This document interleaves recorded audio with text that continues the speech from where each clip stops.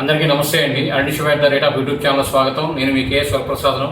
నేను మీకు ఈరోజు వీడియోలో మన ఆంధ్ర రాష్ట్రంలో చదువుకునే పిల్లలకు కొంతమందికి ప్రభుత్వం వారు ఒక 1800 అమౌంట్ అనేది వేస్తున్నారండి విద్యార్థులకు. ఆంధ్ర రాష్ట్రంలో కిలోమీటర్ కంటే ఎక్కువ దూరం ఉన్న ప్రభుత్వ బడుల్లో చదువుతున్న విద్యార్థులకు ప్రభుత్వ ట్రావెలింగ్ అలవెన్స్ అనేది ఇవ్వనుంది. ఇందుకోసం కేంద్రం 47.91 కోట్లు మంజూరు అనేది చేసింది.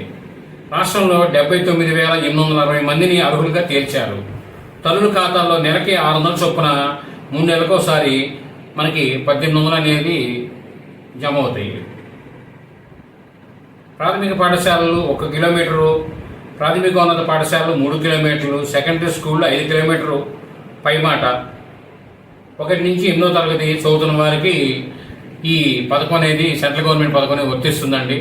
ఇది ఒక మంచి పథకం అండి. ఎందుకంటే కొన్ని రాష్ట్రాల్లో ఇదే పథకాన్ని వారు సైకిల్ కొనిపెట్టడం అనేది అలా చేస్తున్నారు. ఇది డబ్బుగా అనేది అంటే వాళ్ళు ఎదురికి ఆటోలకి మనకి బోళ్ళంత డబ్బులు పెడుతున్నాం పిల్లల చదువుల కోసం. ఇప్పుడు ప్రభుత్వ బడిలో చదివినా మన పిల్లలు మన ఆటోలో పంపించకుండా ఉండాలని లేదు కదండి.